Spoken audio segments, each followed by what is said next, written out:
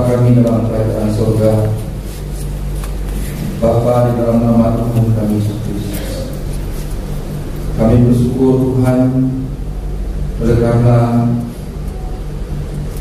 Tuhanlah yang mengumpulkan kami, membawa kami ke tempat ini dengan satu tujuan untuk kami berdoa bagi bangsa dan negara kami, secara khusus untuk menyongsong pemilihan umum pada tanggal 17 yang akan datang. Demikian juga kondisi bangsa kami sesudah pemilihan yang akan datang. Kami ingin bergantung penuh kepada perlindungan Tuhan, kepada pemeliharaan Tuhan bagi kami dan juga bagi bangsa kami. Kami ingin mendasari doa kami pada malam hari ini dengan kebenaran firman Tuhan.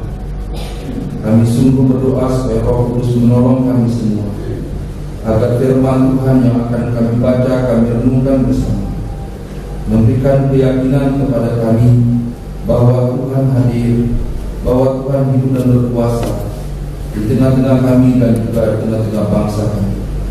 Terima kasih Bapa, dalam nama-Mu kami berdoa. Amin. Bapak Ibu yang dikasihi Tuhan, mari kita membaca Yeremia 29 ayat 7 sampai ayat yang ke-14. Yeremia pasal yang ke-9, 29 ayat 7 sampai ayat yang ke-14.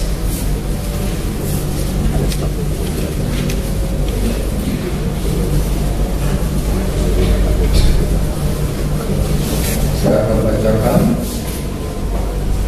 Usahakanlah kesejahteraan kota kemana kamu nak buang, dan berdoalah untuk kota itu kepada Tuhan, sebab kesejahteraannya adalah kesejahteraan. Sungguh beginilah firman Tuhan semesta alam, Allah Israel. Janganlah kamu diperdayakan oleh nabi-nabimu yang ada di tengah-tengahmu, dan oleh juru-juru tenung, dan janganlah kamu dengarkan mimpi-mimpi yang mereka mimpikan, sebab mereka bernubuat palsu kepadamu demi nama. Aku tidak mengutus mereka. Demikianlah firman Tuhan. Sebab bila firman Tuhan, apabila telah genap 70 tahun bagi Babel, barulah aku memperhatikan kamu. Aku akan menepati janjiku itu kepadamu dengan mengembalikan kamu ke tempat ini. Sebab aku ini mengetahui rancangan-rancangan apa yang ada padaku mengenai kamu. Demikianlah firman Tuhan, yaitu rancangan damai sejahtera dan bukan rancangan kecelakaan, untuk memberikan kepadamu hari depan yang penuh harap. Dan apabila kamu berseru dan datang untuk berdoa kepadaku, maka aku akan mendengarkan kamu. Apabila kamu mencari aku, kamu akan menemukan aku. Apabila kamu menanyakan aku dengan segenap hati, aku akan memberi kamu menemukan aku. Demikianlah firman Tuhan. Dan aku akan memulihkan keadaanmu, dan akan mengumpulkan kamu dari antara segala bangsa dan dari segala tempat kemana kamu telah kucerai-beraikan. Demikianlah firman Tuhan. Dan aku akan mengembalikan kamu ke tempat yang dari mana aku telah membuang kamu. Salam Bapak Ibu sekalian. Salam.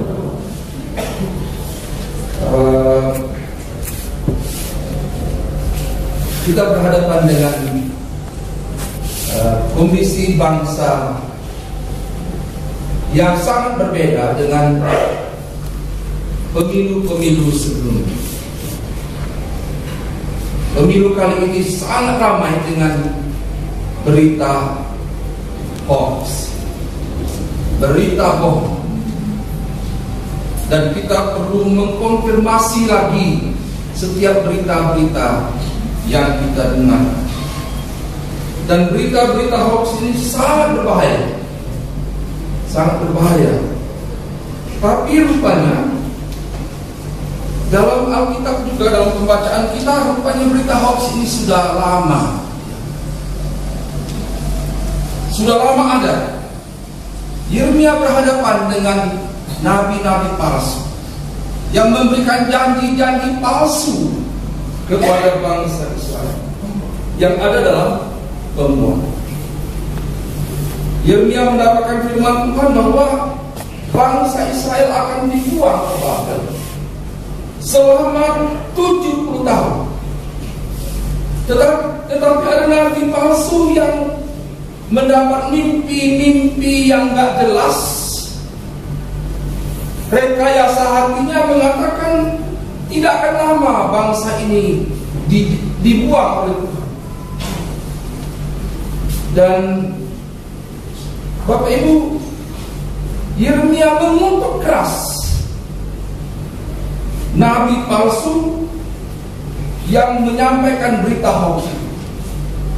Bahkan dia katakan tahun ini juga nabi palsu itu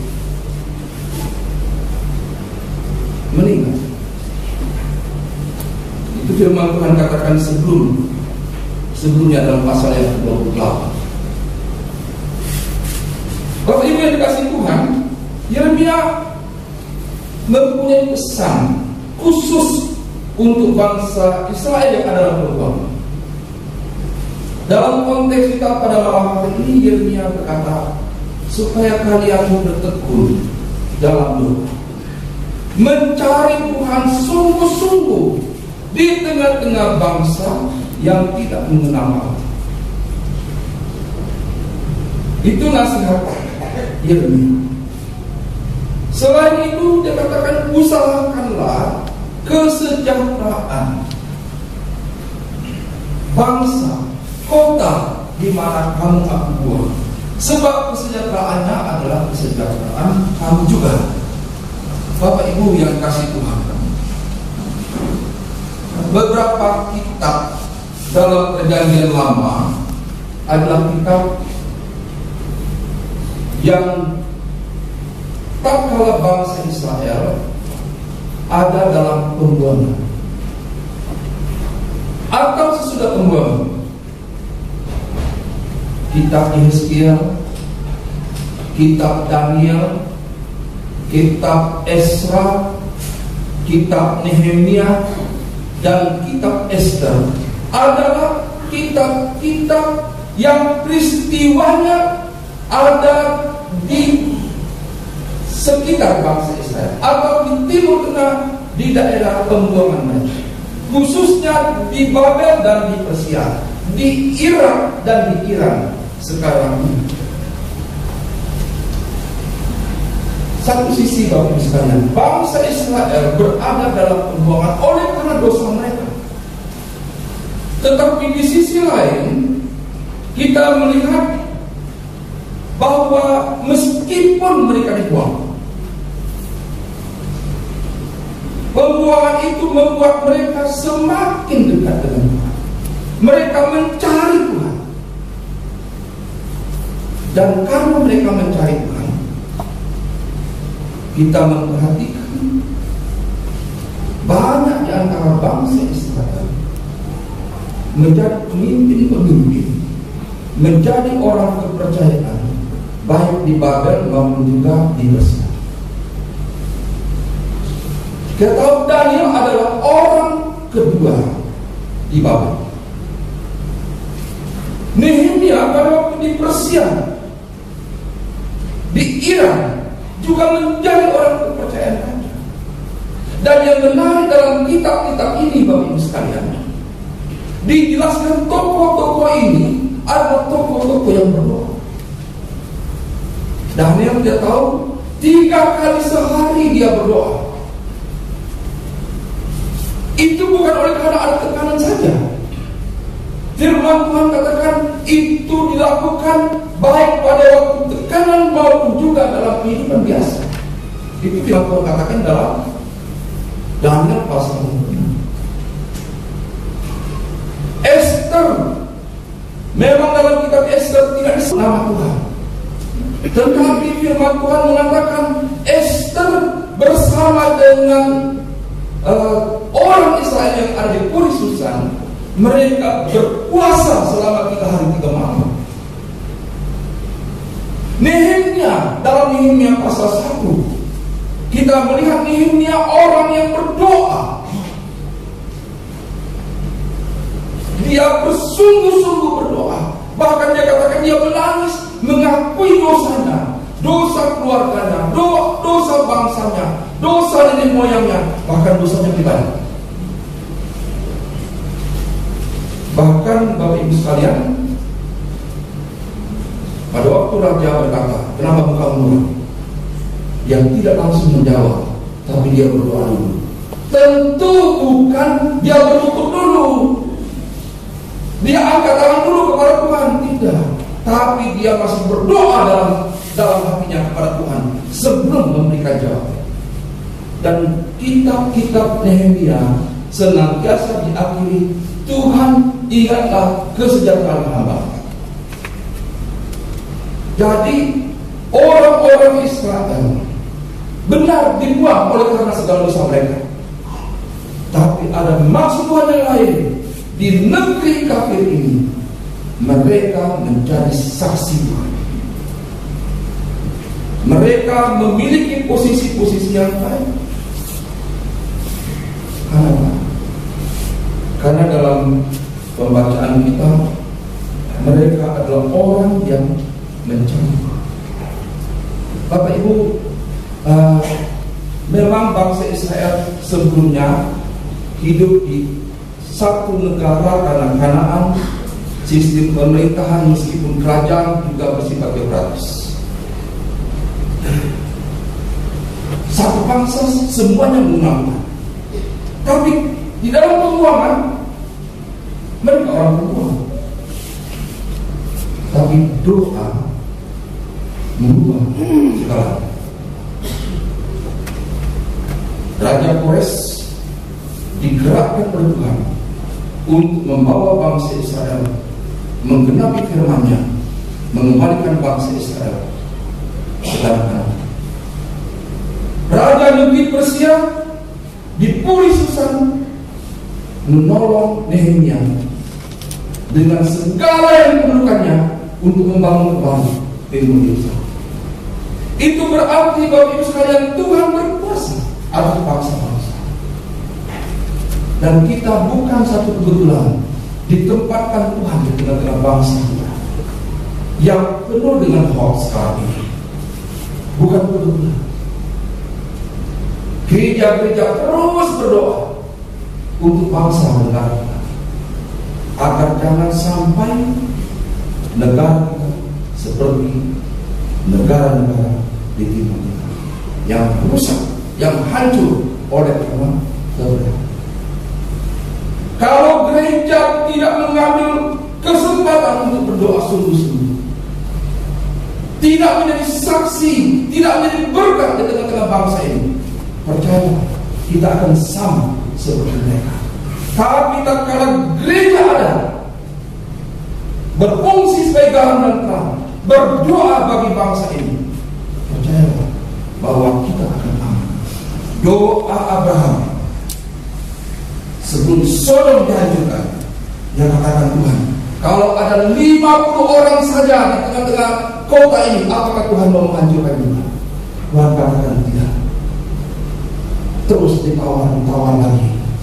Akhirnya kota ini dihancurkan, tapi sebelumnya Lot dan keluarganya dikeluarkan. Dan kota yang akan dihancurkan oleh Tuhan. Itu artinya memang habis orang yang taat akan Tuhan di Sodom dan Gomora. Tapi di tengah-tengah bangsa kita percaya masih banyak anak-anak Tuhan yang terus berseru kepada Tuhan, yang terus berdoa kepada Tuhan untuk bangsa ini. Maka percaya kita akan aman. Kita tidak boleh lengah terhadap kondisi bangsa kita. Hoax, kekerasan yang luar biasa. Kemarin kita pendeta dan anak buahnya Pak David dibunuh, diperkosa, dibunuh, lalu kekerasan yang lain kita perhatikan. Ada yang mengatakan kemungkinan besar kita sudah akan tiba kepada saat penilaian untuk menguji iman orang Kristen. Tapi ini tantangan hidup. Kalau kita bertekun dalam doa, kita menjadi berkat di tengah bangsa ini, saya percaya kita masih. Ada istilah the frog indicator untuk mengungkapkan bahwa orang Kristen tidak boleh hidup dalam zona nyaman. Jadi kita itu adalah wali, ya. Lalu ada kodok, kalau itu ada air dingin yang nyaman di situ ya. Lalu ada api di bawahnya karena benar-benar dingin. Tapi lama-lama hangat tubuh, masih nyaman, masih enak. Agak panas sedikit ya, menyesuaikan diri. Tapi lama-lama mendidih dengan. Kita mungkin sekarang ini lagi hangat-hangat. Tapi kalau kita tidak sadar, kita tidak mengambil waktu untuk berdoa sungguh-sungguh untuk bangsa kita ini, kita akan mati kena rebus di tengah bangsa ini. Jadi gereja tidak boleh hidup dalam suasana yang nyaman. Gereja harus sadar bahwa kita punya Tuhan, dan untuk terus mengajak kita berdoa sungguh-sungguh bagi bangsa. Dan saya percaya bahwa tatkala gereja berdoa, tatkala gereja berberkat, tatkala gereja menjadi saksi, kita akan aman di tengah-tengah bangsa kita. Bangsa kita pun akan aman karena ada orang yang percaya. Tuhan memberkati kita. Mari kita berdoa. Bapa surgawi, kami bersyukur, kami memuji Engkau karena Tuhan menempatkan kami di tengah-tengah bangsa. Kami tidak boleh lengah menghadapi situasi bangsa negara. Bangsa negara kami, Tuhan, biarlah terus mengingatkan kami akan peran kami sebagai orang percaya di tengah-tengah bangsa ini. Kondisi yang kami hadapi biarlah itu memacu hati kami untuk kami terus berdoa kepada Tuhan. Secara khusus malam ini kami bersyukur untuk seberapapun kami yang Tuhan hantar di tempat ini untuk kami berdoa bersama-sama bagi bangsa negara kami. Kami percaya tatkala kami mencari Tuhan dengan sungguh-sungguh, tatkala kami berdoa sungguh-sungguh dengan Tuhan, Tuhan akan menganugerahkan damai sejahtera, keamanan di tengah-tengah bangsa kami. Secara khusus dalam menghadapi pemilu dan juga sesudah pemilu yang akan datang. Terima kasih Bapa, inilah doa kami. Kami kepadamu dalam nama